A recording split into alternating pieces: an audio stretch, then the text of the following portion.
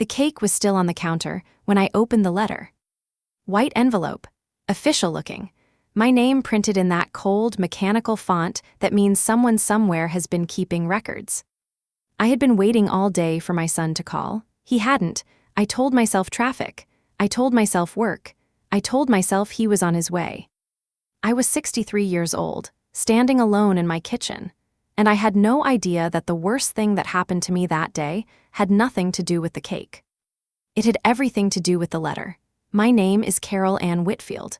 I was born in Dayton, Ohio, raised in a house where people said what they meant and meant what they said. My mother kept the kitchen immaculate and the budget tighter. My father worked 31 years at the same company without ever once complaining about it out loud. I understood early that life required two things above everything else: your word and your name. I carried both carefully for 63 years. I was married for 22 years to a quiet, decent man named Robert. We raised one child together, our son, Marcus. Robert passed in 2017 from a stroke that came without warning on a Tuesday morning while he was reading the paper. I found him in the chair, still holding the sports section, looking almost peaceful. After Robert died, I went back to part-time bookkeeping work. I had done it before Marcus was born, and the skills came back like riding a bike. Numbers made sense to me. Columns, ledgers, balances, everything accounted for, everything in its place. I lived in the same house Robert and I bought in 1991. A cream-colored colonial on a quiet street in suburban Columbus, Ohio. The neighborhood had gotten older with me. The maple tree in the front yard, which had been a sapling when we moved in, now shaded half the block. I kept a modest retirement. I had no debt. My credit score was 812, which I was privately proud of. That number mattered to me in the way that certain things matter to people who grew up without much. It was proof that I had done things right. Marcus was 41 years old the spring I turned 63. He lived 40 minutes away in a newer development on the other side of Columbus, one of those neighborhoods where all the houses look the same and the grass is always too green. He worked in sales for a software company. He drove a leased SUV. He wore clothes that cost more than my first car. He had always been a little restless, Marcus. Even as a boy, he wanted more than what was in front of him. I thought that was ambition. Robert thought so too. We encouraged it. After Robert died, Marcus and I were close for a while. He called often. He came for Sunday dinners. He sat in his father's chair at the kitchen table and ate the pot roast I made, and we talked about Robert the way you talk about someone who has just left the room and might come back. But grief has a shelf life in some people. After a year, maybe two, Marcus grew distant the way a tide retreats, slowly enough that you don't notice until you're standing dry on the sand wondering where the water went. I didn't press him on it. I was raised to give people room. I told myself he was busy. I told myself his life was full. By the time I turned 60, he was calling once a month if I was lucky. He missed Thanksgiving once. He missed Christmas Eve the following year. I kept the lights on. I kept the guest room made up. I kept his childhood photographs on the mantle. That's what mothers do. We hold the space. Sometime in the second year after Robert died, I began to notice small things. Marcus asked me once very casually over the phone what I planned to do with the house. I said I planned to live in it.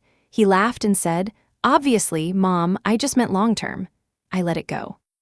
Another time, he mentioned that he was tight financially because of some business investment that hadn't gone the way he hoped. He didn't ask me for anything. He just mentioned it.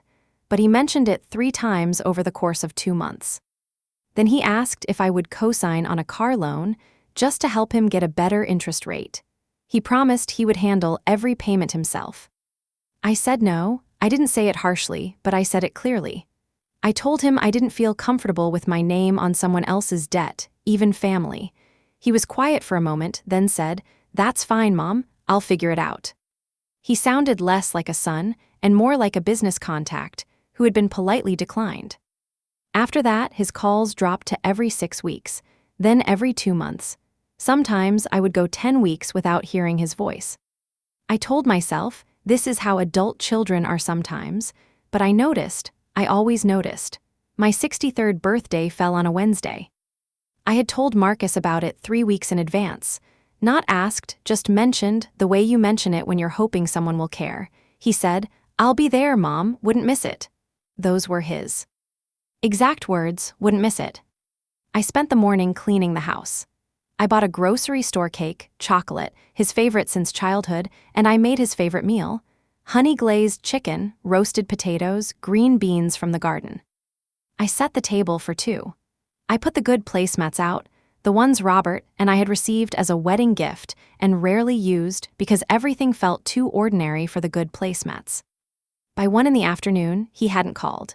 By 3, I had checked my phone 4 times. By 5, I covered the food with foil and sat in the living room with a glass of sweet tea and watched the street through the front window, the way you watch when you're still hoping a car will slow down and turn into your driveway. No car came. At 6:15, he sent a text. Just a text. It said, "Mom, something came up at work. Really sorry. Happy birthday. I'll make it up to you." I read it 3 times. Then I put the phone face down on the end table and went back to the kitchen. That's when I saw the envelope. It had come in the afternoon mail, mixed in with grocery store circulars and a property tax notice. It was not a credit card offer. It was a delinquency notice. From a financial company I had never heard of, about a personal loan I had never taken, in the amount of $22,600. My name, my social security number, my address, my signature, or something that looked enough like it that the bank had accepted it. The loan had been opened 14 months prior. There had been 8 months of payments, small, just enough to look legitimate, and then they had stopped. Now it was in default, now it was my problem. I stood at the kitchen counter and read that letter 3 times. My hands were steady. That surprised me. I expected to shake. Instead, I felt something cold and very still settle in my chest, the kind of cold that doesn't panic, it calculates. I set the letter on the table, next to the covered chicken. I sat down. I thought about who in my life had access to my information. I thought about Marcus, who had asked me to look over a financial document 8 months ago. "Since you're good with numbers, Mom," while I sat at his kitchen table with my reading glasses on and he stood at the stove making coffee. I had thought nothing of it. I thought about it now. I didn't cry that night. I didn't call him either. I cut myself a slice of the chocolate cake, and I sat at my kitchen table alone, and I ate it slowly, and I thought. The next morning, I called my friend Alina, who had been a paralegal for 30 years before retiring. I told her I had received a notice about a loan I didn't recognize and asked if she knew anyone trustworthy I could speak with. She gave me the name of Patricia Torres, a family law attorney who also handled identity theft and financial fraud. Sharp, no nonsense, not expensive. I made the appointment for Friday. I pulled my credit report. 3 loans, not one. $22,600, $14,200, and one more, a revolving line of credit with a balance of $9,000. Total, $45,800 of debt I had never agreed to carry. My 812 credit score was gone. In its place was something that looked like wreckage. I printed the report, I put it in a folder, I labeled the folder with a date. I did not call Marcus. I began, quietly and systematically, to gather everything. Patricia Torres was a small woman with wire-rimmed glasses and very dark hair cut bluntly at her chin. She shook my hand firmly and did not waste words. She looked at the papers for 40 minutes. She asked me 3 questions. She made a phone call to someone at the county courthouse while I sat there. She wrote 3 things on a legal pad. Then she looked at me and said, "Mrs. Whitfield, what you have here is a clear case of identity theft. Whether it was committed by a stranger or someone known to you, I cannot tell you definitively today. But the evidence is consistent, and the timing is not coincidental." She said, "You did nothing wrong here. Your name and your signature were used without your knowledge or consent. That is a crime." I asked her what would happen if the person responsible turned out to be a family member. She did not flinch. She said, "The law does not have a family exception, Mrs. Whitfield, not for this." I nodded, I thanked her, I wrote her a check. On the drive home, I stopped at a red light and thought about my mother. She had once told me that the most dignified thing a woman could do when someone treated her with contempt was to refuse to become contemptible in return. I thought about Robert, who had always said that the truth, when you tell it clearly and without cruelty, is the most powerful thing any person can carry. The light turned green. I filed the police report the following Monday. I called the FTC on Tuesday. I placed the fraud alerts on Wednesday.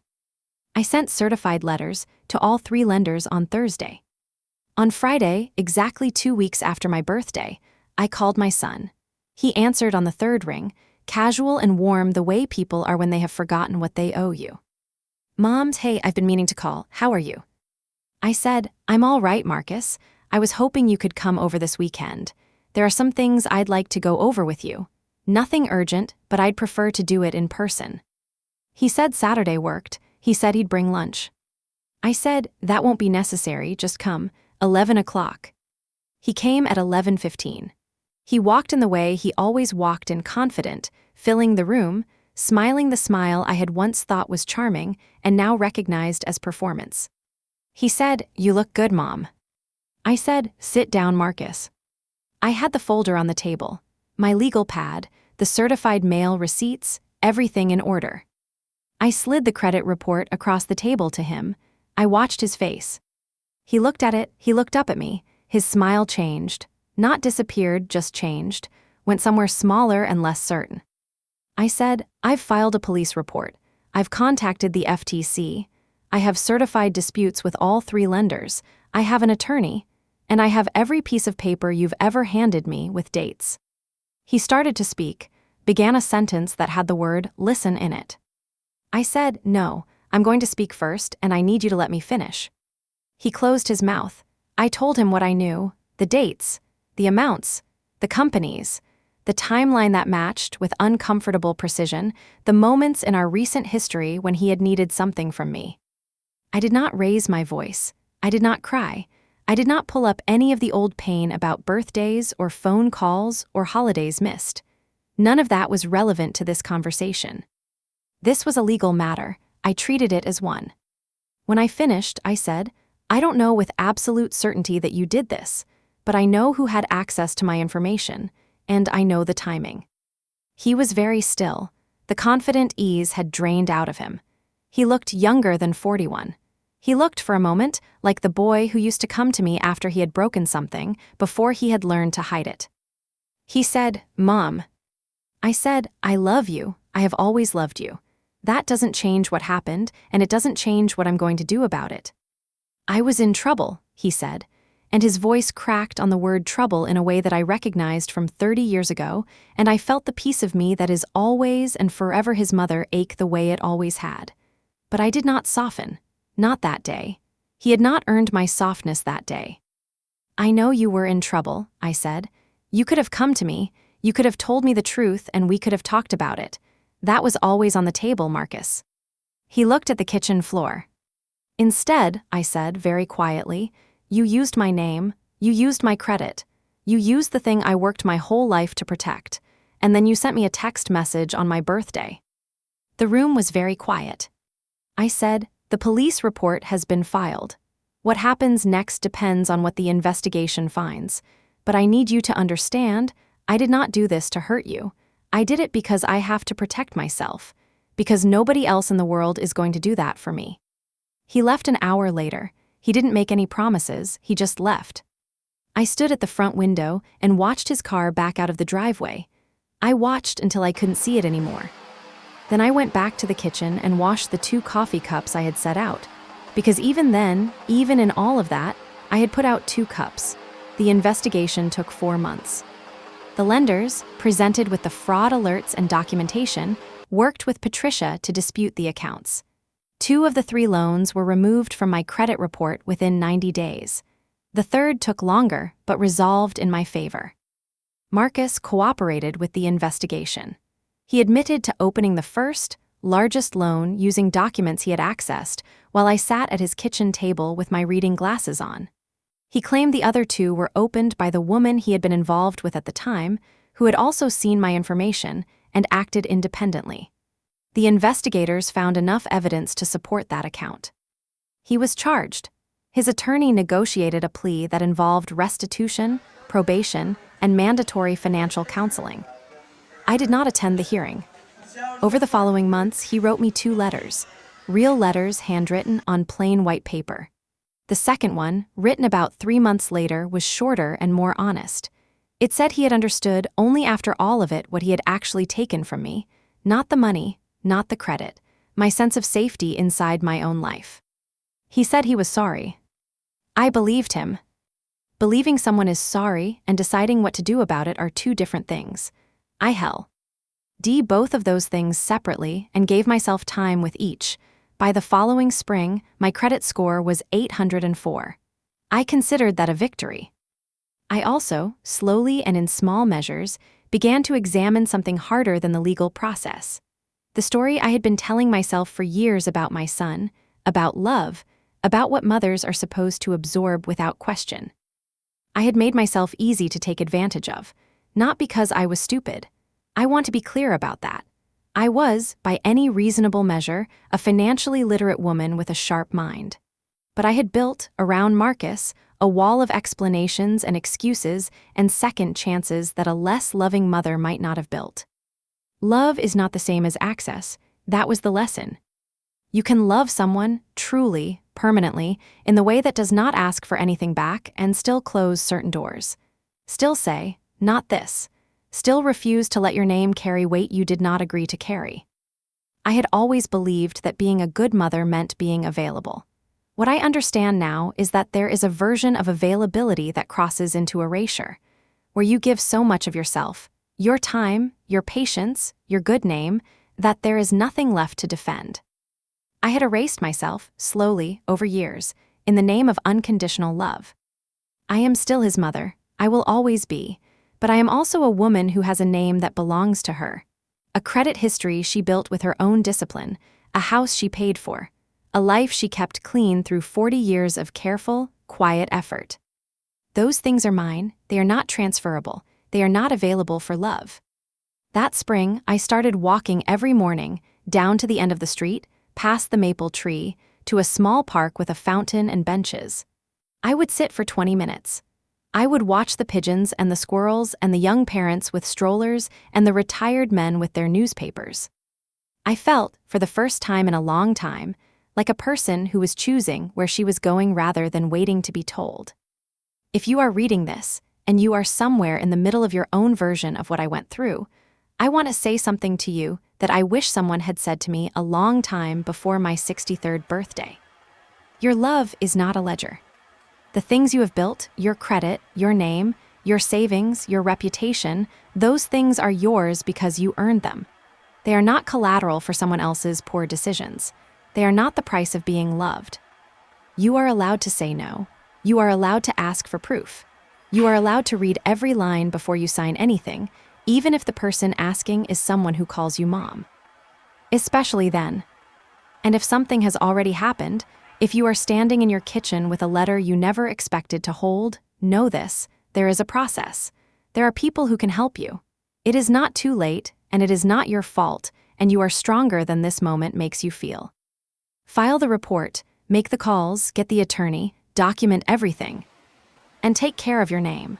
It is the one thing in your life that no one can give back to you the same way they took it. But you can rebuild it. I did.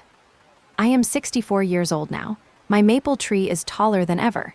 The kitchen still smells like coffee in the morning. The guest room is still made up. I have not yet decided whether Marcus will ever sleep in it again. That is a decision I am not in a hurry to make. What I know is this: I am still here. I am still whole. And my name, when I write it, belongs entirely to me. If this story felt familiar to you, if something in it touched a fear you have been carrying quietly, please know you are not alone. Pull your credit report today. It's free, and it takes 10 minutes. You don't have to suspect anyone to be careful. You don't have to believe the worst to take precautions. Check your accounts, know your numbers, know your name. And if you need someone to talk to, leave a comment. There are more women in this situation than anyone talks about.